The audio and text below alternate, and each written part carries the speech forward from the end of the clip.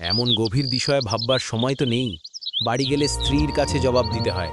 আজ কত টাকায় কাজ হলো, চাল ডাল পাচার হিসেব, এগুলোর মধ্যেই সব ভাবনা চলে যায়। মানুষের উচিত তার জীবনটাকে একটু মন দিয়ে দেখাটা।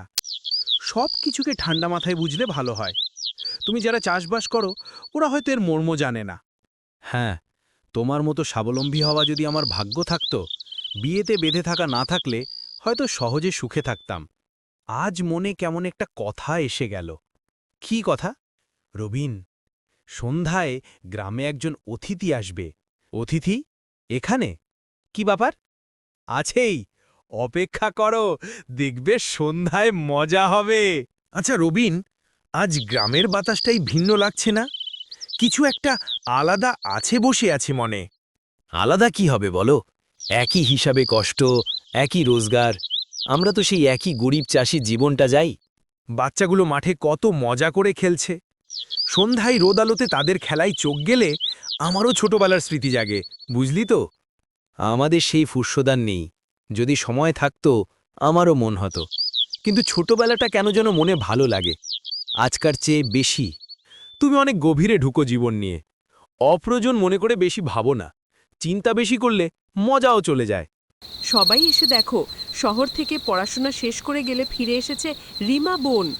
তোমরা সবাই কেমন আছো? আবার এই গ্রামে ফিরে এসেছি। বাহ রিমা বোন, তুমি এলে আমরা খুব খুশি। কাকিমা, আমি এসেছি, আর তোমাদের আর ভাবতে হবে না। আমি থাকবো, কাজে লাগাবো আমার পড়াশোনা। লতা কাকিমা, আপনি কেমন আছেন? খুবই ভালো। তুমি শহর থাকলেও আমাদের ভুলোনি। এতটুকু খোঁজ নিলেই আমাদের মন ভরে যায়। আমরা তো কে খোঁজ রাখে, সারা জীবন কষ্টে কাটে। ওরে, বহুদিন তোমার মুখ দেখি নাই। এখন থেকে কি এখানেই থাকবে তো?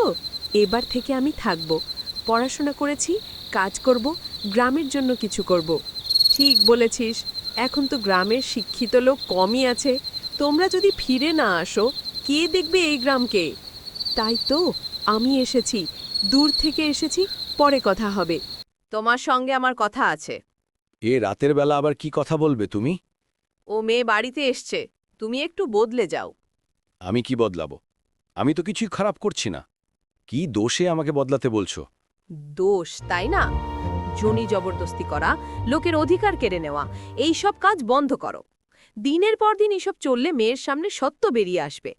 তখন ক্ষমা তো কখনো পাবো না। ও ছোটবেলার মেয়ে, এখনো কিচ্ছু বোঝে না।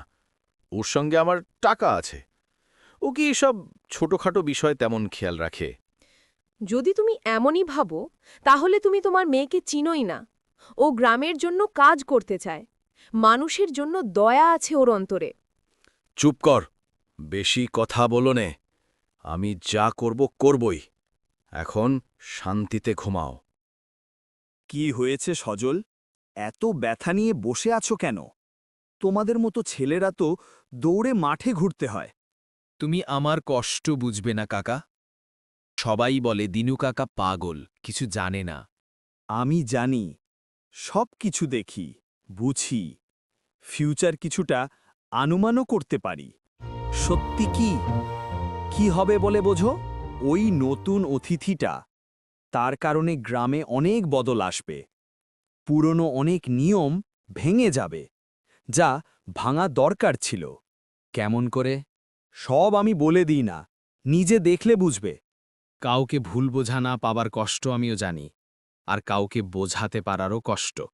ঠিক বলেছিস, প্রেম নদীর মতো, বাঁধে আটকানো যায় না। হঠাৎ প্রেমের কথা? তোর ব্যথাটা আমি বুঝি। গরিব বাড়ি থেকে বড়লোকের মেয়েকে পছন্দ করা কঠিন। রিমা আর আমি ছোটবেলায় কত খেলেছি, কত মজা করেছি। পরে ওকে শহরে পাঠালো তারা। আমি এখানেই থেকে গেলাম।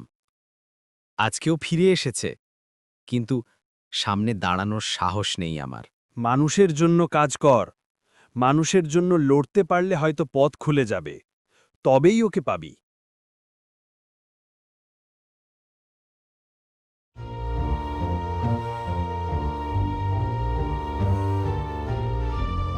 কোথায় যাচ্ছি তুমি? ওই রোজকার মতো। জমিতে কাজ দেখতে। আমি জানি তুমি জমিতে গেলে কি করো। সারাদিন বসে আছো, কাজে মন নেই। চেষ্টা করি তো, চেষ্টা করলেই মাটি উর্বর হবে, একদিন ফসল দেবে। সেই একদিনের ভরসায় কি খাইয়ে দেয়? কালের অভাবে না খেয়ে মরতে হবে?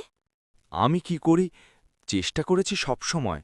আজ 3 দিন থেকে শুকনো ভাত খেয়ে চলেছি। ঘরে তেল মশলাও নেই। চাল শেষ, তুমি জানো? জমিটা মোহরবাবু দখল করে নিয়েছে। তখন আমাদের কোনো অভাব ছিল না, জমিটাই ছিল সুরক্ষা। আমি ক্লান্ত, আর সংসারে বোঝা টানা শক্তি নেই। যদি তুমি কিছু না করো, তাহলে আমি নিজে টান দিতে পারবো না।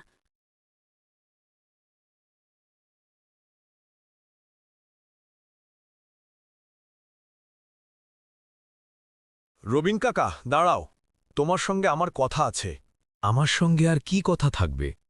জীবনটা সব হারিয়েছে। তোমার অনেক বড় ক্ষতি হয়েছে। এই রকম কোনো মানুষের ওপর যেন আর কিছু না ঘটে, সেটা দেখতে হবে। আমরা লড়ব, এই গ্রামে আর কারো পরিবার যেন ভেঙে না পড়ে। তোমরা কি করতে পারো? মোহরবাবুর মতো শক্ত লোকের বিরুদ্ধে আমাদের ক্ষমতা কি আছে? আমরা একসঙ্গে হলে পারব। যে হারিয়েছে তাদের তবেই ফিরে যেতে হবে। আমরা দল বেঁধে তাদের অধিকার ফিরিয়ে দেব। আর আরেকজন যাতে এমন না করে, তার জন্যে লড়ব আমরা। তোমাকে লাগবে। তোমার যা ক্ষতি হয়েছে সেটা আর কারো না। আমাদের সবাই মিলে দাঁড়াবো জমিদারের বিরুদ্ধে। আমি পড়াশোনা করিয়ে বড় করেছি, তাই দেখি ও শহরের মানুষ হয়ে গেছে। এখন আমাকে কটু করে বলছে, আমি তাকে কিভাবে বুঝাবো? মানুষের জন্য আমি যদি সাপ হতে হয়ে থাকি, তবু রাজি আছি। আমি দাঁড়াবো মানুষের পাশে। আমি তো তোমার বাবা, আমি তো তোমাকে বড় করেছি। তুমি আমার বিরুদ্ধে কাণ্ড করছো কেন? আমি বড় হয়েছি, শিখেছি, আর আমি দেখি গ্রামে মানুষ কষ্টে আছে। আমি তাই তাদের সঙ্গে দাঁড়ালাম। এটাই আমার কর্তব্য। ওরা তো কোনো জাত নেই, চামারের মতো বোঝো না। যাদের টাকা দিয়ে তুমি ভোগ করো, তাদের লজ্জা তো তোমায় আর দেয় না। তব তোমার বোঝানোর উপায় নেই। কিন্তু সময় এসেছে, তুমি বুঝবে। রবিন, বাড়িতে আছো?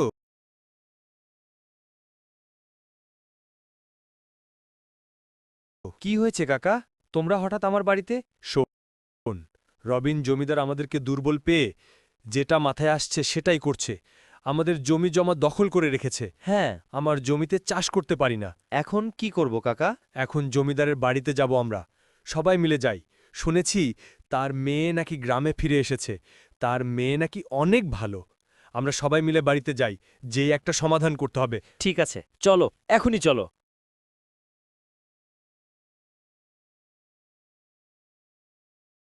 কাকা, কি মনে হয় জমিদার মশাই এমনি এমনি সব কিছু দিয়ে দেবে আমাদেরকে? দেখি বাবা, চুপ করে থাকার চেয়ে কিছু একটা করি। আমার বউ তো শুধু আমার সাথে দিন ভরে শুধু চিল্লাচিল্লি করে। অভাবের সংসার, চিল্লাচিল্লি করবে না কেন? যা একটু জমি ছিল, জমিদার মশাই দখল করে রেখেছে।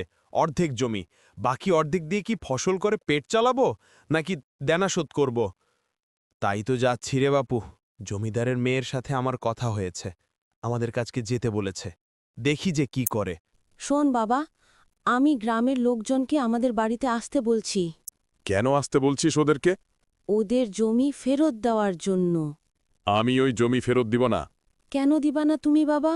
গরিব মানুষের হক কেড়ে খাচ্ছ তুমি। ওরা চলে এসেছে বাবা, এবার ওদের দলিল ওদেরকে ফিরিয়ে দাও। দেখেন জমিদার মশাই, আমরা খুব গরিব, আমরা দিন আনে দিন খাই, আমাদের জমিগুলো ফিরিয়ে দেন। দেখো বাবা, এবার ওদের জমি ওদেরকে ফিরিয়ে দাও। এ জীবনটা 2 দিনের বাবা। মানুষের ক্ষতি করে কেউ কখনো শান্তিতে থাকতে পারে না। হয়তো টাকা পয়সা অনেক কামাইতে পারবা, কিন্তু অন্তরের শান্তি খুঁজে পাইবা না। ওরা গরিব মানুষ, ওদের কষ্টকে আমাদেরকে ভাগ করে নিতে হবে। হ্যাঁ, ঠিকই বলেছিস মা। আমি ওদের জমি ওদেরকে ফিরিয়ে দেব।